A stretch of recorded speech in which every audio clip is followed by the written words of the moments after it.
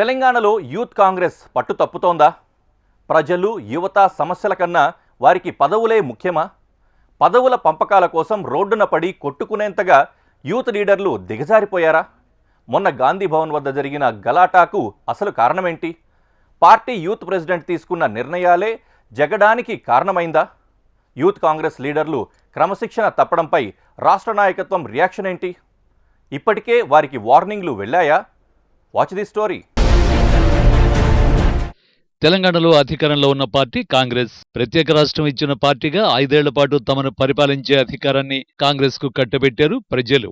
అభివృద్ధి, సంక్షేమం పేరుతో బృహత్తర బాధ్యతను హస్తానికి అప్పగించారు. ఎన్నికల్లో ప్రజలకిచ్చిన హామీలను నెరవేర్చేందుకు ప్రభుత్వ పెద్దలు సైతం అహర్నిశలు కృషి చేస్తున్నారు. సంక్షేమ ఫలాలను ప్రజలకు చేర్చేందుకు రాష్ట్ర స్థాయి నుంచి క్షేత్రస్థాయి వరకు చిన్న పెద్ద అనకుండా నేతలు కష్టపడుతున్నారు. కానీ ఇవేవి పట్టకుండా వ్యవహరిస్తున్న యువజన కాంగ్రెస్ లీడర్ల తీరు మాత్రం అభాస్పాలవుతోంది. ప్రభుత్వంలో భాగస్వామ్యమవుతూ ప్రజల బాగోగుల కోసం ఆలోచించాల్సిన యూత్ లీడర్లు పదవుల కోసం బజారున పడుతున్నారు. బాధ్యతాయుతమైన పార్టీలో ఉన్నామనే విషయాన్ని మరిచి ఏకంగా గాంధీ భవన్ ముందే కొట్టుకున్నారు. అంతకుముందు మరో పార్టీ కార్యాలయంపై దాడి విషయంలోనూ పరువు తీసుకున్నారు. రాష్ట్ర యువతను ఏకం చేయడం, వారి సమస్యలను ప్రభుత్వం పార్టీ దృష్టికి తీసుకురావడం యూత్ కాంగ్రెస్ లీడర్ల ప్రధాన లక్ష్యం.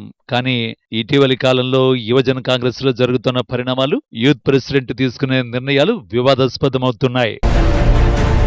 పార్టీలో ఏమైనా అభ్యంతరాలు ఉంటే ఇంటర్నల్ మీటింగ్స్ లో చర్చించుకోవాల్సింది పోయి రోడ్డున పడి కొట్టుకోవడాన్ని అందరూ తీవ్రంగా తప్పుపడుతున్నారు. ఈ ఘటనపై ఏకంగా పీసీసీ చీఫ్ స్పందించి వారిపై సీరియస్ అయ్యారు. ఇటీవల జరిగిన యూత్ కాంగ్రెస్ ఎన్నికల్లో యువజన కాంగ్రెస్ ప్రెసిడెంట్ గా జక్కిడి శివచరణ్ రెడ్డి ఎన్నికయ్యారు. యువ నాయకుడికి ప్రత్యక్ష రాజకీయాల్లో పనిచేసిన అనుభవం లేకపోయినా యూత్ లీడర్ల మద్దతుతో మెజారిటీతో ఎన్నికలు గెలిచారు. ఆయన ఎన్నికై గట్టిగా 2 నెలలు కూడా కాలేదు. కానీ ఏదో రకంగా వార్తల్లో ఉంటున్నారు. వార్తల్లో ఉండాలని ఇవన్నీ చేస్తున్నారా, లేక తెలియక జరుగుతున్న తప్పులా అనేది చర్చనీయాంశంగా మారింది.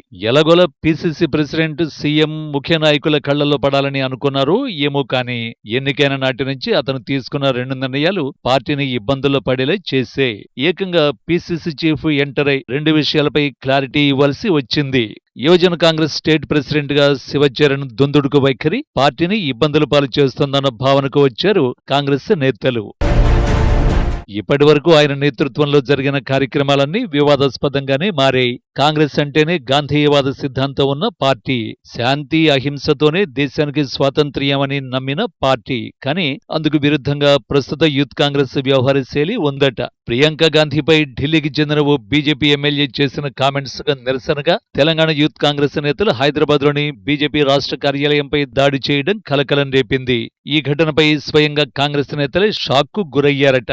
పార్టీ సిద్ధాంతాలను విస్మరించి బీజేపీ యువమోర్చా నాయకులపై భౌతిక దాడులకు పాల్పడిన ఘటనలో ప్రెసిడెంట్ శివచరణ్ కూడా ఉండడంతో పీసీసీ చీఫ్ సీరియస్ అయ్యారట.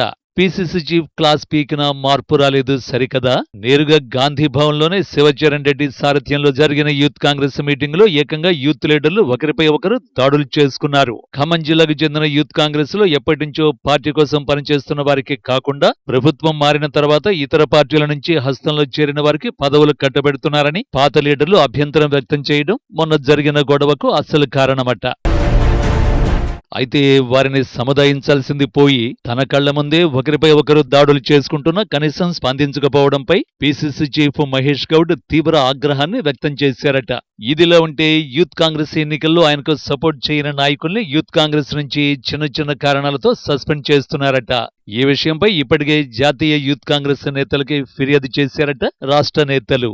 ఇప్పటికే 2 సార్లు గట్టిగా మందలించిన వినని యూత్ కాంగ్రెస్ ప్రెసిడెంట్ ఇకనైనా తన పద్ధతి మార్చుకుంటారో లేదో అంటూ గాంధీ భవన్ లో నేతలు చర్చించుకుంటున్నారు.